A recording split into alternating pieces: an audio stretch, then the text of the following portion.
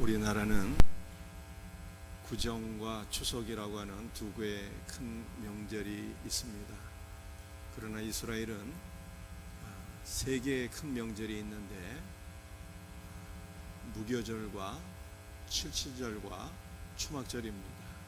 이 가운데 칠칠절은 맥주절이라고도 하는데 보리와 밀을 추수한 이후에 풍성한 양식을 주신 하나님의 은혜를 기억하면서 감사를 드리는 기쁨의 축제입니다.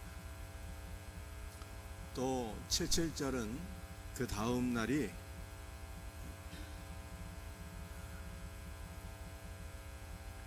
초막절인, 그 다음 날이 초실절인데 이 초실절부터 50일째 되는 날 지키는 절기라 하여 오순절이라고도 합니다. 오늘은 먼저 이 오순절에 나타난 두 가지 역사적인 사건을 다시 한번 더 반복 학습할 수 있기를 원합니다. 언제 이 말씀을 학습했을까요? 1년 전에 제가 여러분들에게 말씀드렸는데 다시 한번 더 이 말씀을 기억할 수 있으면 좋겠습니다. 신명기 33장 2절 말씀 같이 읽어보겠습니다. 여호와께서 시내 산에서 오시고 1만 성도 가운데 강림하셨고 그의 오른손에는 그들을 위해 번쩍이는 불이 있도다. 이스라엘 백성들은 출애굽한 이후에 셋째 달이 되는 날에 시내 산에 도착하게 되었습니다. 그때가 바로 오순절이에요.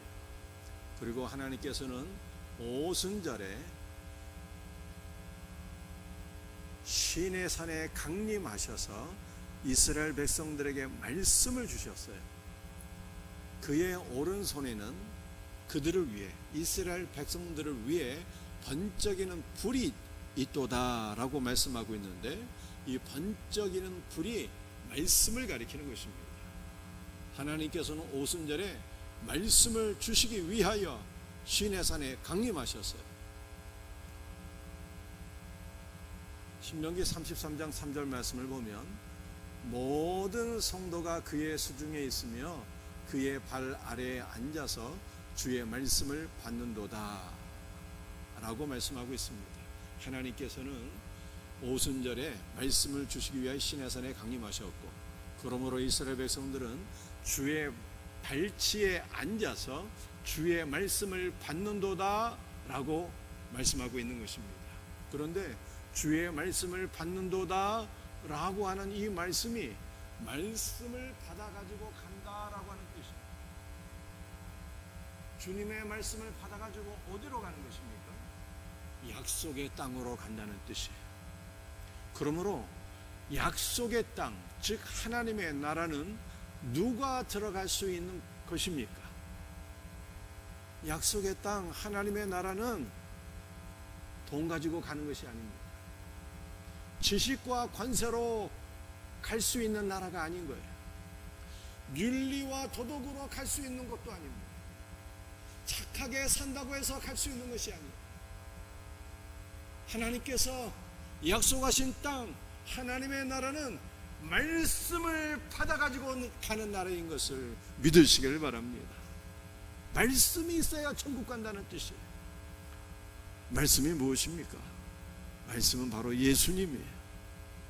예수님을 소유한 성도는 생명을 이미 얻은 것이고 이미 천국 백성이 된 것을 믿으시길 바랍니다. 오순절에 임한 두 번째 사건은요, 오순절 성령 강림이죠. 한번 말씀을 같이 읽어보겠습니다. 마치 불의 혀처럼 갈라지는 것들이 그들에게 보여 각 사람 위에 하나씩 임하여 있더니, 오순절에 성도들이 기도할 때 불의 혀처럼 갈라지는 것들이 그들 위에 임했다라고 성경에 말씀하고 있습니다. 이 불은 성령의 권능을 가리키는 거예요. 혀는 단어 자체가 방언이에요. 방언은 복음의 전파와 깊은 연관이 있는 것입니다. 즉 오순절에 복음을 전파하기 위한 성령의 권능을 주셨다라고 하는 말씀입니다. 오순절에 복음을 증거하기 위한 성령의 권능을 주셨다라고 하는 것은요, 너무나 놀라운 말씀이 아닐 수가 없어요. 너무나도 놀라워서 말이 잘 안 나오네요. 너무나 놀라운 말씀이에요. 왜 그렇습니까? 구약시대 때에는 이스라엘 백성들로 하여금 약속의 땅 안으로 들어갈 수 있도록 하기 위해서 누가 말씀을 주셨어요? 오순절에 하나님께서 시내산에 강림하셔서 하나님께서 말씀을 주신 거예요. 그런데 신약에서는 이제 누가 복음을 전한다는 뜻입니까? 하나님께서 주체가 되어서 말씀을 전하시는 것이 아니에요. 이제는 성도들이 주체가 되어서 말씀을 증거함으로 많은 사람들을 약속의 땅 하나님의 나라 안으로 인도하게 되었다라고 하는 거예요. 그리고 이 복음을 증거하는 사명을 감당하기 위하여 성령의 권능을 주신 것이 오순절 성령 강림인 것입니다. 그러므로 이미 성령의 권능을 받은 우리 모든 성도들, 주 예수의 복음을 증거하여서 여러분의 가족들과 우리의 이웃들을 약속의 땅 안으로 이끌 수 있는 복된 은혜가 있기를 주님의 이름으로 축복합니다. 말씀이 이해되시죠? 오늘 두 번째로 나눌 말씀은 어떻게 절기를 지켜야 하는가입니다. 16절 말씀을 다시 한번 읽어보겠습니다. 너희 가운데 모든 남자는 1년에 3번 곧 무교절과 치즈절과 초막절에 내 하나님 여호와께서 택하신 곳에서 여호와를 배웁되 빈손으로 여호와를 배웁지 말고.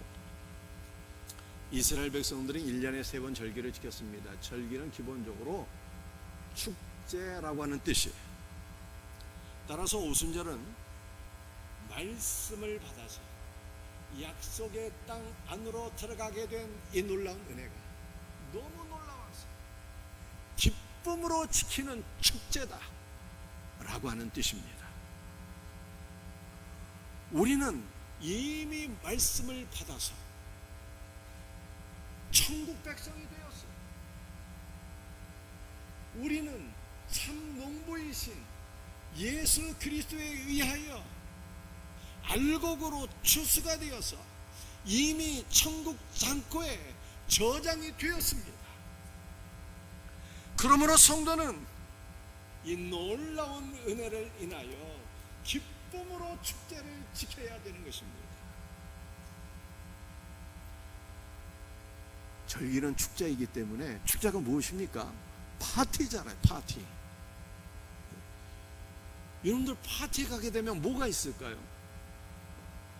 맛있는 음식이 있는 것입니다. 그래서 구약시대 때는 이 오순절을 지킬 때 음식을 만들어서 이웃과 함께 나누어 먹으며 기쁨을 함께 누렸어요. 무슨 음식을 만들어 먹었을까? 밀 4.4리터로 커다란 떡 2개를 만들어서 이것을 이웃과 함께 나누어 먹었어요. 커다란 떡 2개는 뭐를 가리키는 것입니까? 모세 돌비에 새겨진 10계명을 가리키는 거예요. 왜 이러한 떡을 먹었어요? 말씀을 받아서 천국 백성이 되었잖아요. 이 놀라운 은혜를 기억하면서 말씀을 가리키는 떡 2개를 만들어서 이웃과 함께 나누어 먹은 것입니다. 오늘이 바로 오순절이에요. 그러므로 우리는 말씀의 떡을 먹고 하나님을 예배합니다.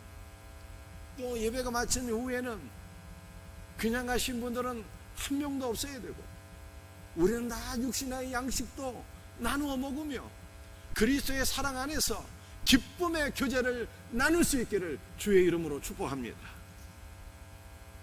여러분들, 오순절은요, 말씀을 받아서 구원받은 것이 너무 감사해서 지키는 감사의 절기요, 축제인 것입니다. 우리는 이것도 부족하고 저것도 부족하고 모든 것이 다 부족합니다. 그저 말씀을 믿음으로 받아서 구원을 받은 것 아닙니까? 그러니 얼마나 감사해요. 오순절을 비롯한 모든 절기는 감사함으로 지켜야 되는 것입니다. 오늘 가장 중요한 말씀이네요. 시편 100편 4절. 이 말씀 같이 읽어보겠습니다. 감사함으로 그의 문에 들어가며 찬송함으로 그의 궁정에 들어가서 그에게 감사하며 그의 이름을 성축할지어다. 감사함으로 그의 문에 들어가며. 무슨 말씀입니까? 감사함으로 우리는 하늘 성소의 문을 열고 찬송함으로 하늘 궁정 안으로 들어가게 된다 라고 하는 뜻이에요. 감사와 찬송이 천국 문을 여는 키가 된다 라고 하는 뜻입니다. 우리는 오직 믿음으로 복음을 듣고 예수 그리스도를 영접하여 천국 백성이 되었어요. 여러분들, 천국이 무엇입니까? 천국은 다른 말로 낙원이라고 그러잖아요. 낙원은 기쁨의 동산이라고 하는 뜻입니다. 여러분들, 천국은 언제부터 우리가 누리게 되는 것입니까? 우리는 이 땅에서 막 지옥처럼 살다가 죽어서 나중에 천국 가는 것이 아닌 것입니다. 천국은 이미 예수 그리스도를 믿음으로 영접한 그 순간부터 천국이 우리에게 있는 거예요. 우리는 지금 이 땅에서 천국을 누리며 사는 천국 백성, 기쁨의 백성이 되어야 하는 것입니다. 이미 그렇게 된 것을 믿으시길 바랍니다.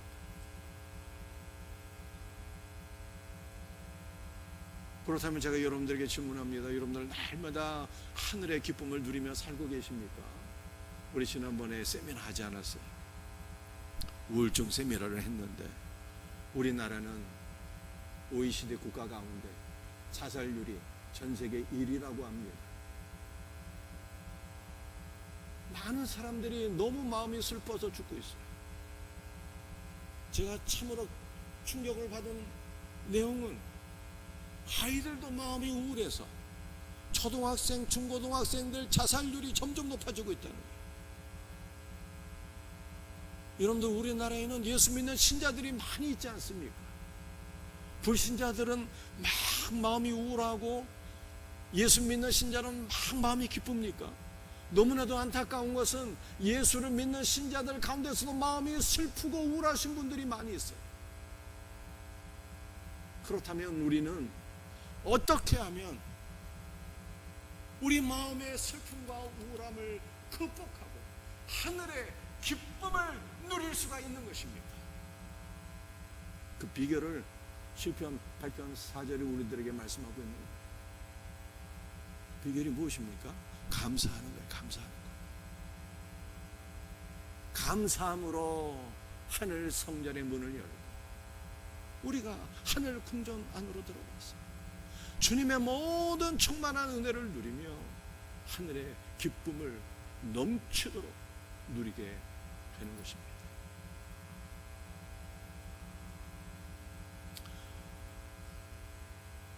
지난주일 우리 여호수아 13장 말씀을 통해서 하나님께서는 여호수아에게 새롭게 점령할 지역을 말씀하셨죠. 그 가운데 하나가 바알갓이라고 하는 장소였어요. 이 바알갓은 신약 성경에서는 이름이 가이사랴 빌립보로 바뀌게 됩니다. 가이사랴 빌립보에 가보게 되면요, 신전이 2개가 있어요. 무슨 신전이 있는가 하면은 로마 황제를 숭배하는 신전이 있고요. 로마 황제를 신으로 숭배하는 신전. 두 번째 신전은 판을 숭배하는 판신전이 있어요. 여러분들, 판이라고 하는 신은 자연과 목축을 주관하는 신으로 알려져 있습니다. 이렇게 생겼어요.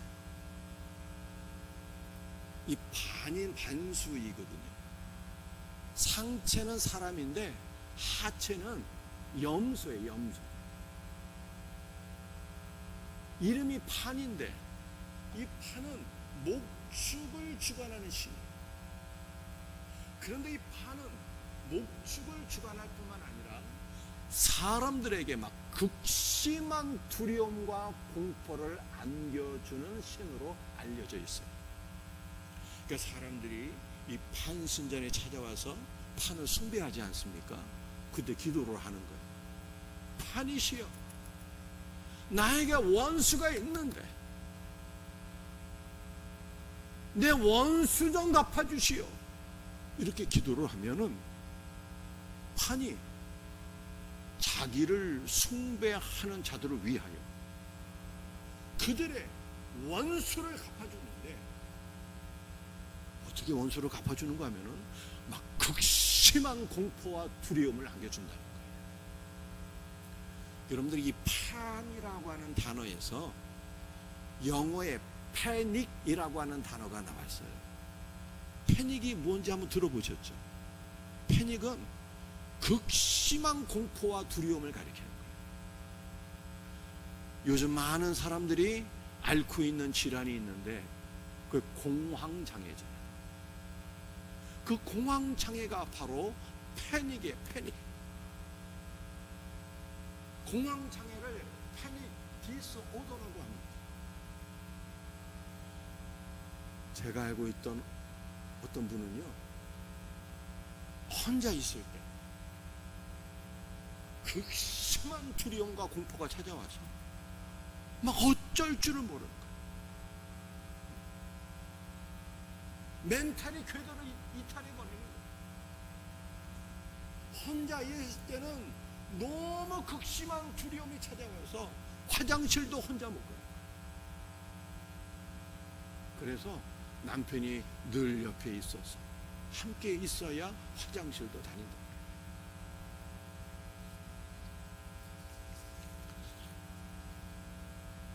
그런데 성경을 보면 판신전 앞에서 예수님께서 제자들에게 물으셨어요. 뭘 물으셨을까요? 세상 사람들이 나를 누구라 하느냐, 이렇게 질문하셨어요. 그때 제자들이 답변하기를, 어떤 사람은 세례 요한, 어떤 사람은 엘리야, 어떤 사람은 에레미야나 선지자 중에 한 명이라고 생각하고 있습니다. 이렇게 답변을 했어요. 그랬더니 제자들의 답변이 예수님 마음에 들지를 않았어요. 그 예수님께서 다시 질문하셨어요. 너희는 나를 누구라고 하느냐? 그때 베드로가 신앙을 고백했어요. 주는 그리스도시요 살아계신 하나님의 아들입니다. 이렇게 신앙을 고백했거든요. 그런데 이 베드로의 신앙 고백은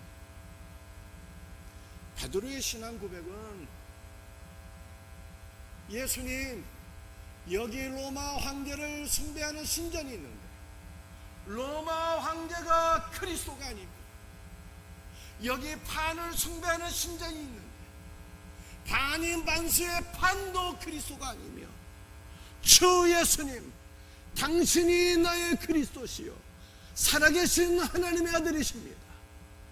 이렇게 고백을 합니다. 시편 100편 4절에 보면 감사함으로 그의 문에 들어가며 이렇게 말씀하고 있잖아요. 여기서 말씀하고 있는 감사함은 단순히 땡큐, 감사라고 하는 의미만이 아니라 신앙을 고백한다는 뜻이에요. 신앙. 베드로처럼 주 예수 그리스도에 대한 신앙을 고백할 때 우리가 어떤 어떠한 상황 속에 있을지라도, 패닉 가운데 있을지라도, 우리 예수님은 우리의 모든 상황을 정복하시며 우리를 위하여 하늘 성전의 문을 여시고 우리를 하늘의 기쁨 가운데로 인도해 주실 것을 믿으시기를 바랍니다. 그러므로 우리 성도는요, 감사절에만 감사를 하는 것이 아니라 늘 감사하며 신앙을 고백하며 살아야 되는 것입니다. 신앙을 고백하며 살 때 하늘의 은혜를 누리게 될 것을 믿으시기를 바랍니다.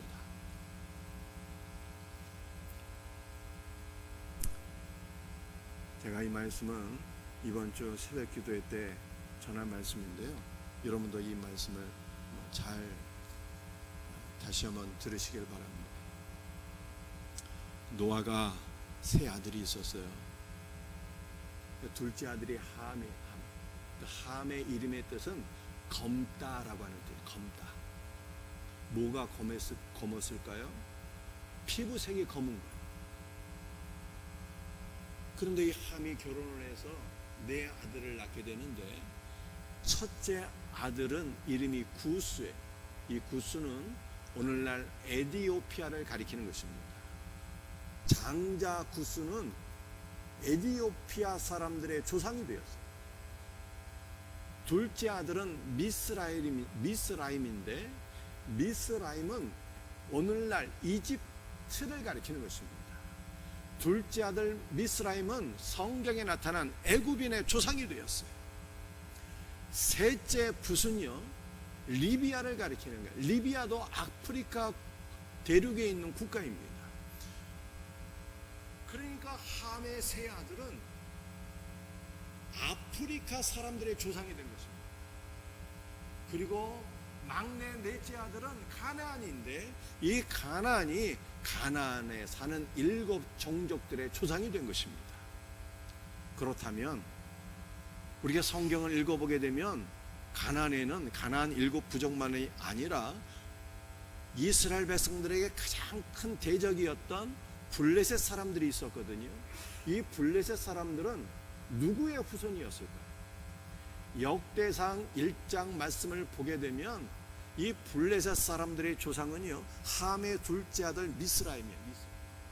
그러니까 블레셋 사람들은 원래부터 가나안 땅에 살던 사람들이 아니고 아프리카 대륙에 살고 있었는데, 배를 타고 지중해 연안으로 들어와서 이 가나안 땅 그 지중해 연안에 자리를 잡고 5개의 도시를 세우게 된 것입니다.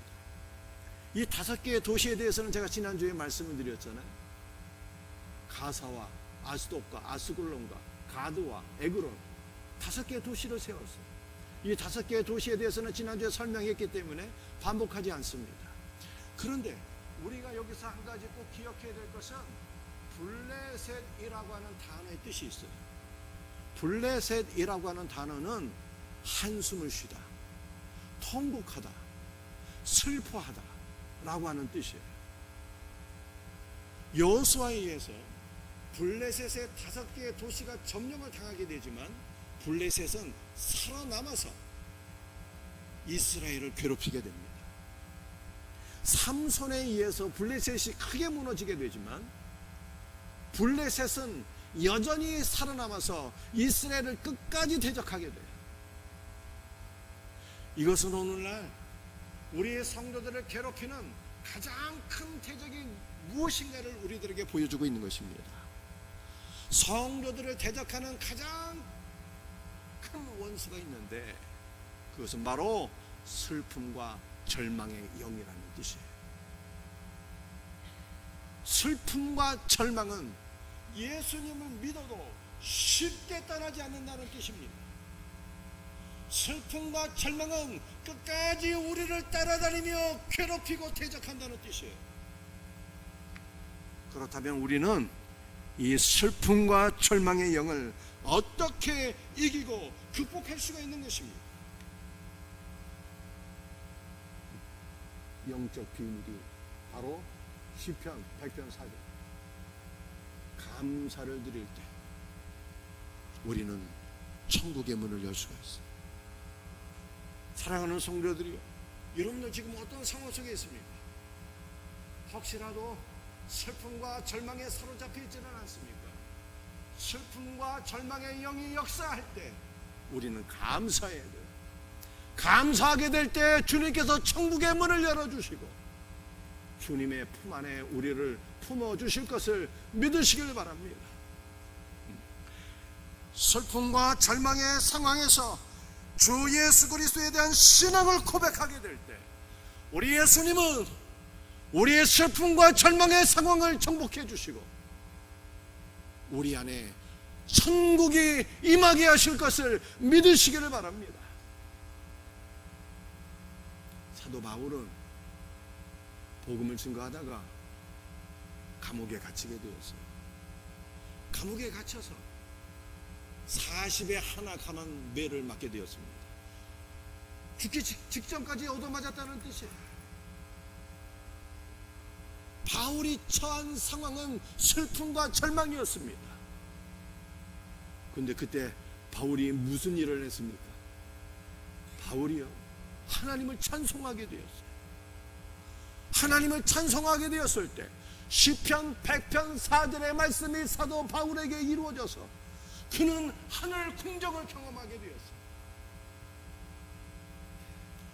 사도 바울이 감옥 안에서 찬송하게 될 때 주의 성령이 임하셨고 그 감옥 안은 천국으로 변화된 것을 믿으시기를 바랍니다.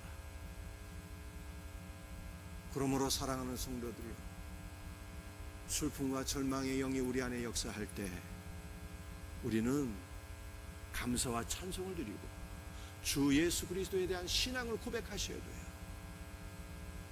그러면 우리 주님께서 우리를 반드시 하나님 나라의 풍성한 은혜와 생명과 기쁨으로 우리를 이끌어 주실 것을 믿으시기를 바랍니다.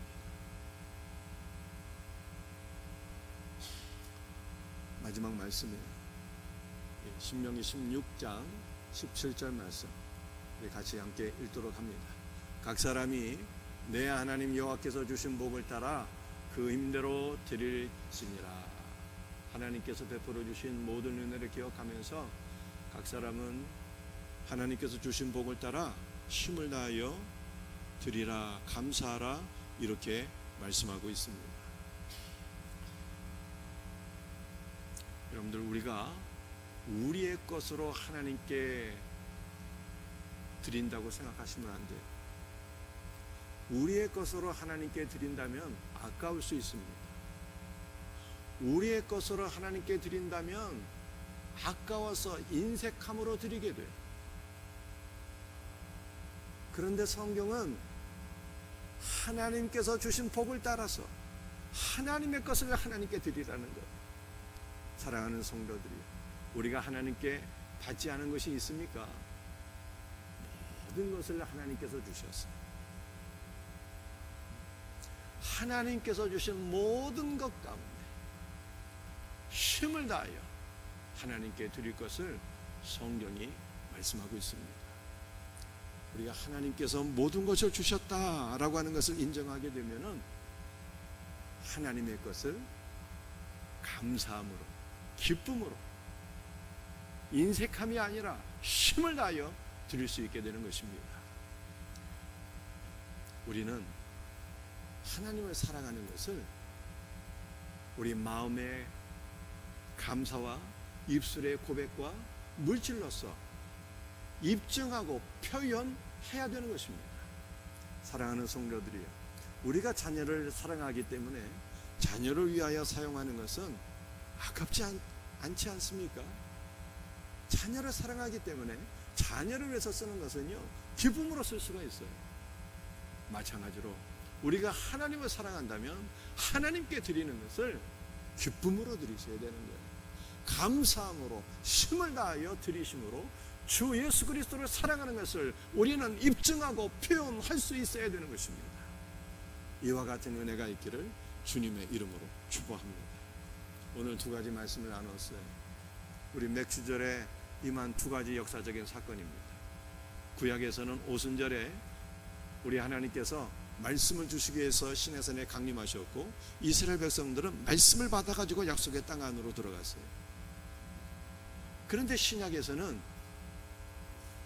말씀을 전하는 주체가 누구입니까? 우리가 말씀을 전할 때 이 땅 안에 있는 많은 영혼들이 약속의 땅 하나님의 나라 안으로 들어가게 된다는 것입니다. 이 사명을 감당할 수 있도록 오순절에 성령의 권능을 주신 것입니다. 여러분들, 우리는 이 오순절의 절기를 어떻게 지켜야 되는 것입니까? 감사함. 오순절만 아니라 우리 인생 전체가 감사가 돼야 돼. 우리는 날마다 감사와 찬송으로 하늘 궁정 안으로 들어가는 복된 삶을 누려야 되는 것입니다.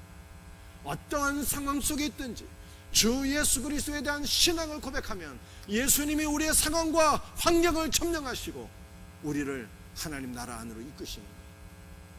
이 놀라운 은혜가 우리 모두에게 경험되어지기를 주의 이름으로 축복합니다.